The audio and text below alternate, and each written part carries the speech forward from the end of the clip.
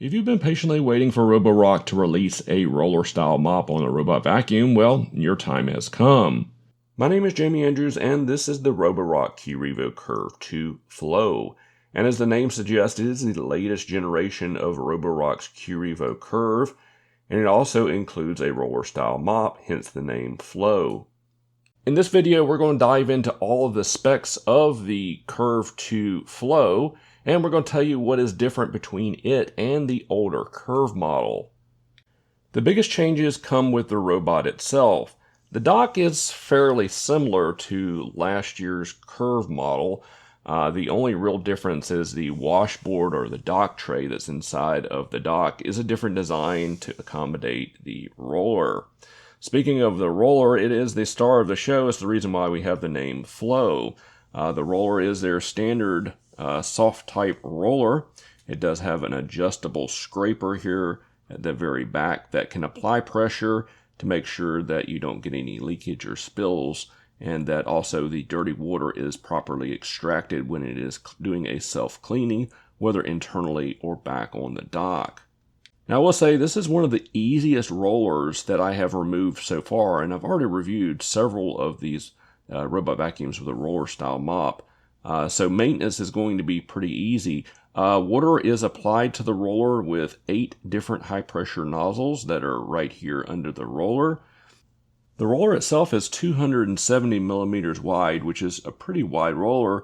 And if you notice, it also covers the exact track width of the wheels, which is a good thing. The other thing to note with the roller mop here is it does have a cover that will come over the roller, or at least part way, to protect the roller from touching your carpet.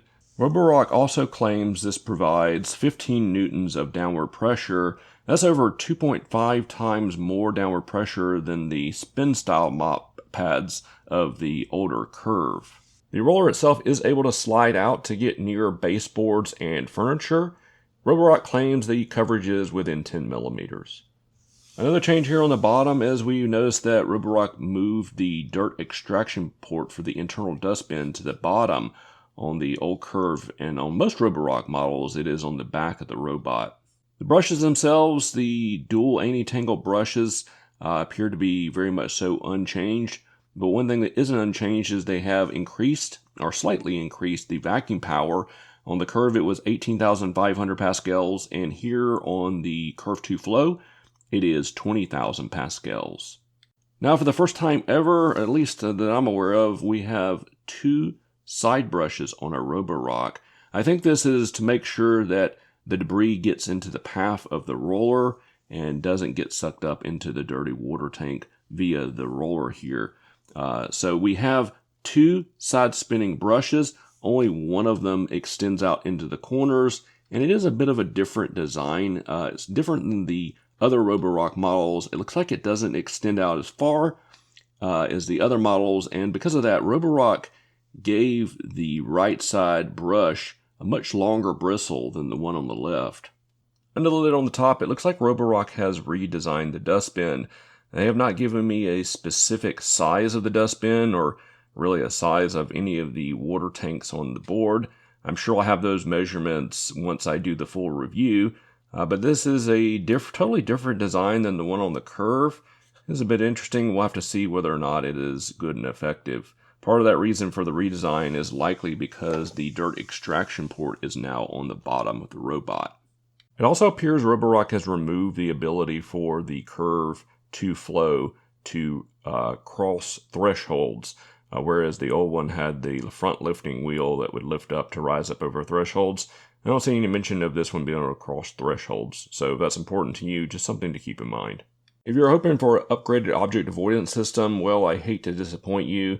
We are still dealing with reactive AI, which is a structured light sensor, a LED light, and an RGB camera. I'll have to throw it through my test to see if it performs better than the older Curv, but it essentially is the same system, so I would expect similar performance. Likely due to the roller mop, the Qrevo Curv 2 Flow is a good bit taller than the older Curv model, so that matters to you. That's just something to keep in mind. On the back of the robot is the wastewater tank. The dirty water that is removed from the roller while it is cleaning is stored here in this tank, and when it goes back to the dock, all that water is removed. It does appear that Roborock has the ability to flush this tank too, and we'll throw it through a series of tests to see how well it does to clean out that dirty water tank.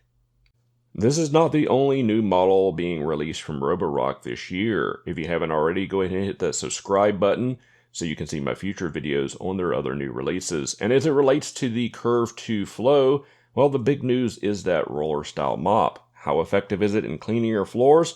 Well, you'll have to wait and find out, as I'll throw it through a series of all my endurance tests and let you know in the end if it's any good. Roborock is the last one to the table with a roller style mop of all the big manufacturers. That could be a good thing. They might have had some things to learn along the way and produced what could be the perfect product.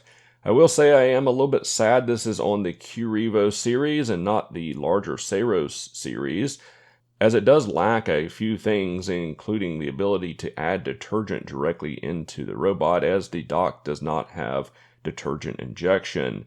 This is their mid-tier series robot vacuum. Hopefully we'll see one of these coming very soon to their high-end series, the Saros series. Until then, we'll have to see how this one does. I hope everyone has a great new year, and we will talk to y'all very soon. Thanks for watching. Bye-bye, everyone.